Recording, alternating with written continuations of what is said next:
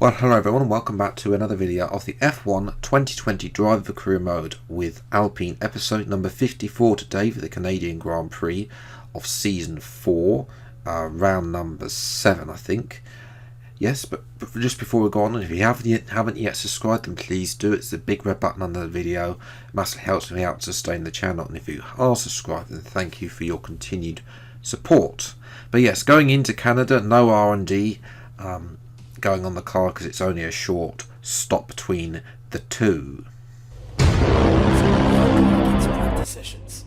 Even if you're confident in your setup, these sessions are still useful for development data. Go away, Carl. Nobody asked for your opinion for that.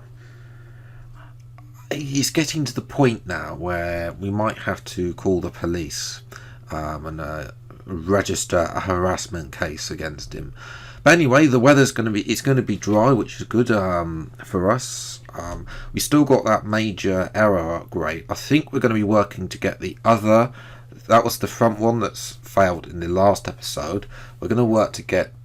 We're going to try and work to get the new one. It's actually episode round 6, not round 7. Excuse me. Apologies about that. But yes, no R&D for us. McLaren have brought a slight upgrade, as have Ferrari, Mercedes and Haas. No other changes really, because of course it's only a week between Azerbaijan and Canada. But we are going to try and get the resource points we can. So for that major rear aero upgrade. But all that aside, now we've got to try and focus on Canada. We're into qualifying, of course. Qualifying has been the least successful part of the weekend for us, as Cyril comes over, still without his tattoos from Daniel Ricciardo's podium in 2020. Of course, he's now left Alpine as well. So, as usual, qualifying, it's not been great. We're down here in P14. Ocon, though, to be fair, I mean, at least it's not like at the end of last season where Ocon was comfortably inside the top 10 and we're outside. He's down here as well. We're currently sandwiched by Guang Yu Zhou. We've got two Williams behind us. Rarity to see them to be this lofty heights of 15th and 16th on the grid. Although we'll have to see if the likes of, I think there's one of the AlphaTauris is behind us. I think it's Magnussen, or if not one of the AlphaTauris, so there's somebody behind them. I think that shouldn't really be there. There's Giovinazzi. He's only 16th though. I think Russell's once again doing his Mr. Saturday run as Ocon's improved. Latifi's gone 14th. I haven't talked about this lap at all. It's been a bog standard lap. We've gained 3/10. Up to the line, short the way, and it's 14th place on the grid, which is, yeah, not great. About average for where we are in this car. Have we managed to out-qualify our teammate? Yes, we have. We've been out-qualified again by George Russell. And Magnussen was actually up in P8's. It was actually the two Hasses that were behind us. And De Vries had a 5-place penalty for, again, collision with Norris. Second time in a row, Nick. What's going on, mate? Anyway, enough about that. Time for the race.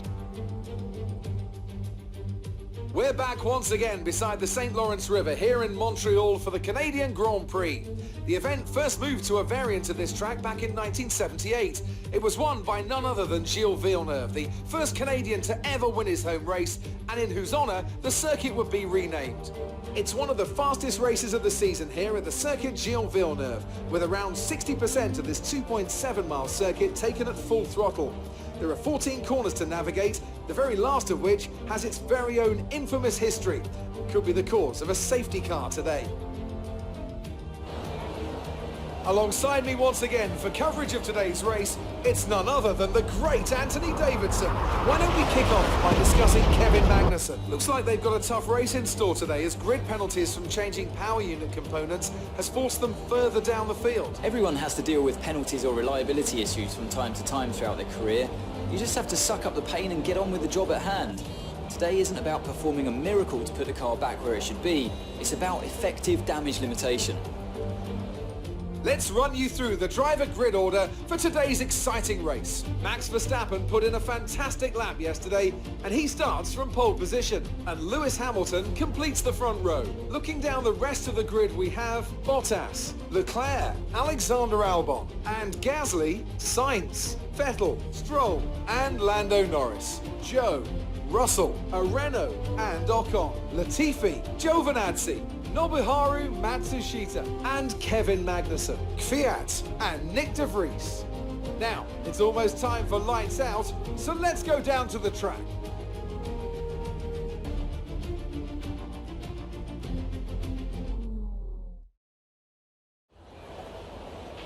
After the points finish last race, let's aim to keep the momentum going. Yeah, I think we can do 13th place. I know we've been terrible on qualifying. We're going to try the alternative strategy again to see if it will work. Going from mediums to softs, because there's only there's apparently 4 1,000ths of a second between them. So if it's that close, then we might as well try and avoid getting held in the pits. As 5 red lights come on for the Canadian Grand Prix, and away we go. And it's okay, it's an okay start. We get ahead of Russell. We're going to try down the left as so, and Stroll dive down the inside of Vettel, switch it to the inside for Sainz. What a move!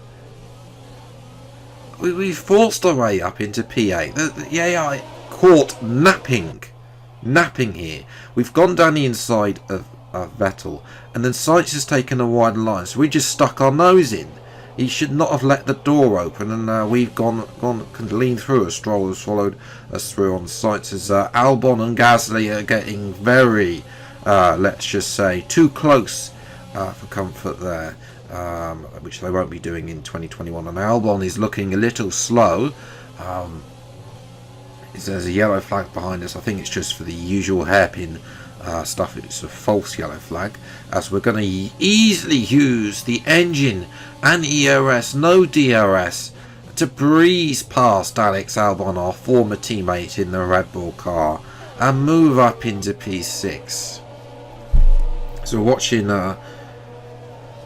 Nicholas Latifi in the Williams car, who is out of the race with an engine failure. So that did not bring out a safety car, so we jumped to lap 8. A couple of people have now started to make their pit stop. It is getting quite dark. Albon is sticking with us on his soft tyres. The AI do seem stronger on the approach to the hairpin than me. I don't know if it's just my setup, but then we're able to get a better launch out of the hairpin. As we're watching Bottas coming out the pits, and he has been jumped.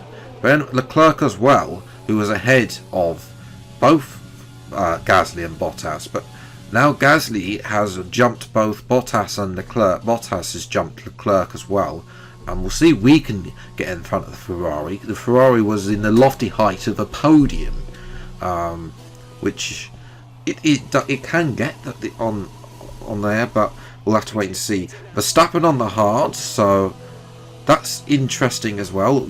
In actual fact, Leclerc's fallen behind the Sainz actually as well, so Leclerc's had a terrible time in the round of pit stop, as we're going to filter out around the outside of Alex Albon. Stroll has managed to get in front of. He's come out of absolutely nowhere to get both myself and Albon, as it's tight, and we're going to force him out into the path of Vettel. And now we're starting to get a move on here. We've got to utilise these soft tyres. Lap 11, we're closing in on Stroll. He wants the inside line, but we want it more, and we dive down the inside of Stroll and move up into P7. And Stroll was compromised, and that's going to allow both Albon and Vettel, both had DRS on Stroll, and they're both going to go past the Canadian driver, who drops to P9. Sorry, to P10, excuse me, as we're now catching up to Leclerc, who's also caught up to Sainz as well in McLaren. We're going to have a look around the outside of Leclerc. Nothing doing like we did in Project Phoenix last week, but we've dived down the inside nevertheless at turn 3, and it's Yeah, and it's a good move up into P6. We're starting to make the positions. We could get P5 here, which would be absolutely fantastic if we can. So we jump now to the final lap. We've got sights in our eyes. We're not, again. He's getting the best of the lineup, and well, that's P6. That's P5 over, because we needed the DRS to be able to get past sights, and the fact of the matter is it hasn't happened. So it's going to be P6 nevertheless. It's still a very good result considering the fact we were down in P13, but still, I think we could have got P5 on the DRS. It would have been close. We would have probably had to have dived in from Pluto and back, but still, I would have rather been able to had the opportunity to go and attack sites for that position, which is a little bit disappointing, but I'll take the P6. It's definitely more points for us. It's definitely not any points for Esteban Ocon, who's could only manage P13. A woeful performance. He couldn't even overtake an Alfa Romeo, who were a lot slower than him. So, he just need. I'm sorry, Ocon out. We need a better teammate to fight the championship. Hamilton also got in front of Verstappen. I suspect that is due to the fact Hamilton was on the mediums compared to Verstappen on the softs. But Verstappen, though, still has a comfortable 49-point lead, and he gains actually points because Bottas could only finish third.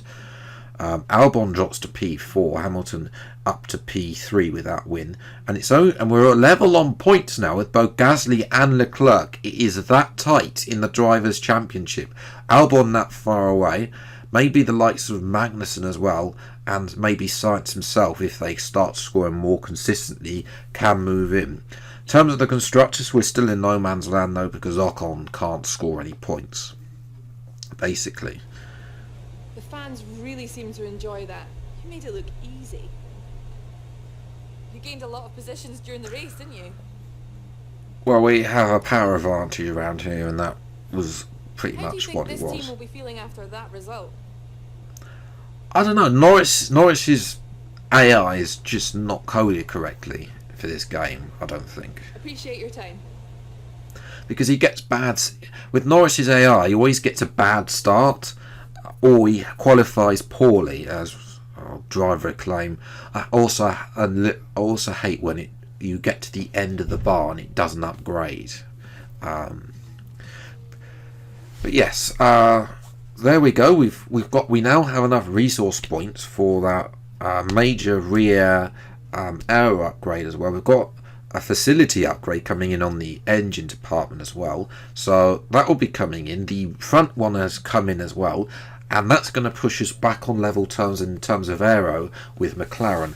And then after that, I was thinking about doing a weight reduction upgrade, but I think obviously our next target is going to be AlphaTauri. So I'm thinking that we target this weight redistribution upgrade, because the car felt a lot better the last time we put that upgrade on. Engine, we might target ERS in an upgrade. There's only two upgrades left, a minor and an ultimate upgrade. We have got two minor ones. Durability, we're down the bottom, but it's not really a concern for me. We're almost halfway through the season. I'm only using two little parts, and we still got the likes of Britain and Hungary where we can use those older power units that I haven't honestly using in practice. So it's definitely not got to a point where I'm having to take engine penalties yet. And if we do, then it might be Japan, which isn't it's not a bad track, but on this year's game I haven't had the same flow at that track on this year's game compared to recent years, so we'll see. But Austria is the next Grand Prix, which if you've watched previously, we've either finished first or second there. Obviously we'll have to see what we can do in the Renault, or the Alpine rather. See if we can get our first win for Alpine at Austria. But that will be coming out next Monday on the channel. But yes, if you have enjoyed this video, then leave a like, subscribe to the channel if you're new, see plenty more episodes of the Alpine driver career mode as and when they come out. Until the next video, I'll see you next time. Take care, thanks so much for watching, enjoy your day, and goodbye.